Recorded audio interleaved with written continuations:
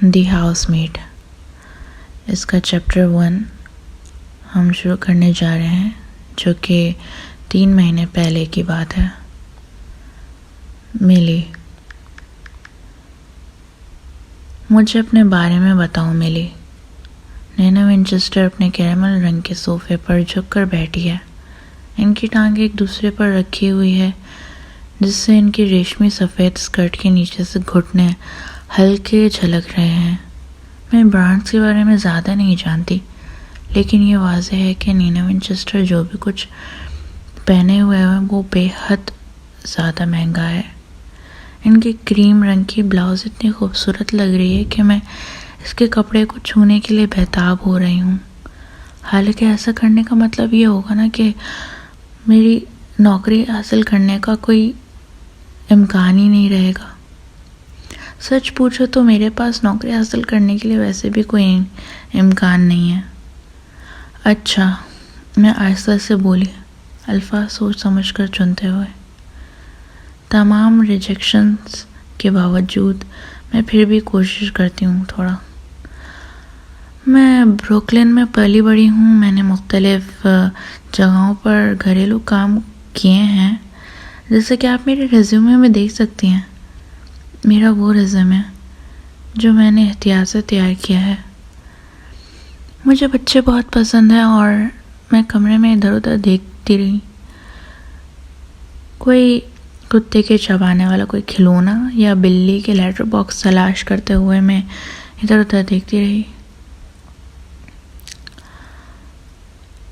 مجھے پالتو جانور بھی پسند ہیں۔ گھر کی صفائی کے لیے دیے گئے ایڈز میں پالتو جانوروں کا ذکر نہیں تھا، لیکن احتیاطاً میں نے پھر بھی بولا، کون جانوروں کو ناپسند کرے گا بھلا؟ بروکلن، مسز ونچسٹر خوشی سے چمک اٹھی۔ میں بھی بروکلن میں پلی بڑھی ہوں۔ ہم تو تقریباً ہمسائے ہوئے۔ جی ہاں، میں جوش سے کہتی ہوئی، حالانکہ حقیقت اس کے بالکل برعکس ہے۔ بروکلن میں بہت سی پوش جگہیں ہیں جہاں ایک چھوٹے سے گھر کے لیے بھی ایک زیادہ رقم خرچ کرنی پڑتی ہے، لیکن میں وہاں نہیں پلی بڑھی۔ نینا ونچسٹر اور میں ایک دوسرے سے بالکل الگ ہیں، لیکن اگر وہ یہ ماننا چاہتی ہیں کہ ہم ہمسائے ہیں تو مجھے کوئی اعتراض نہیں۔ نینا ونچسٹر اپنے سب سنہرے بالوں کی ایک لٹ کان کے پیچھے رستی ہیں۔ ان کے بال تھوڑی تک آتے ہیں، ایک نئے انداز میں کٹے ہوئے ہیں جو ان کی تھوڑی کے نیچے اضافی گوشت کو کم نمایاں کرتا ہے۔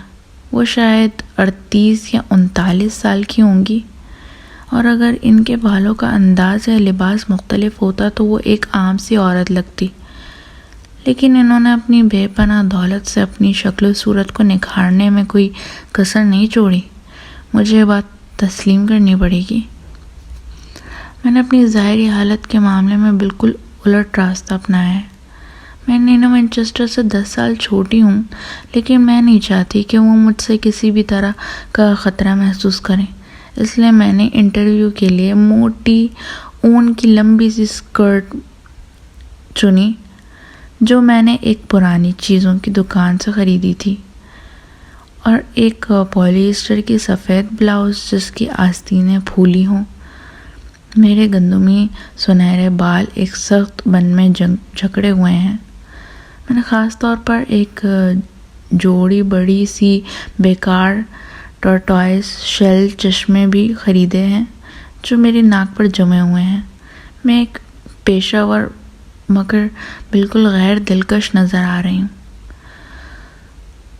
تو نوکری، وہ کہتی ہیں، یہ زیادہ تر صفائی کے متعلق ہوگی، اور اگر تمہیں پسند ہو تو ہلکی پھلکی کھانا پکانے کی بھی ضرورت ہوگی۔ کیا تم اچھی باورچی ہو ملی؟ مطلب کہ اچھا کھانا بنا لیتی ہو؟ جی ہاں، میں بنا لیتی ہوں۔ ایک کچن ہی ہے جس میں مجھے مہارت حاصل ہے، اور یہی تو ایک سچ بات ہے میرے ریزیومے میں۔ میں بہت اچھا کھانا پکاتی ہوں۔ نینا کی ہلکی نیلی آنکھیں خوشی سے چمک اٹھتی ہیں۔ یہ تو بہت اچھی بات ہے، سچ پوچھو تو ہم نے ایک عرصے سے کوئی اچھا گھر کا بنا کھانا نہیں کھایا۔ وہ ہنس کر کہتی ہے، آخر کس کے پاس وقت ہوتا ہے؟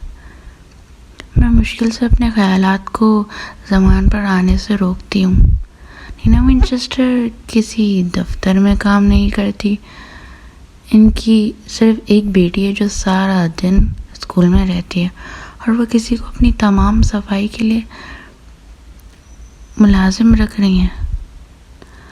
میں نے باہر باغیچے میں ایک آدمی کو بھی کام کرتے دیکھا تھا، تو پھر آخر کس کام میں اتنی مصروفیت ہے کہ وہ اپنے گھر والوں کے لیے کھانے تک کا وقت نہیں نکال سکتی؟ لیکن مجھے ان پر فوراً جج نہیں کرنا چاہیے، مطلب فیصلہ نہیں سنانا چاہیے۔ صرف اس لیے کہ وہ امیر ہے ضروری نہیں کہ وہ بگڑی ہوئی ہے۔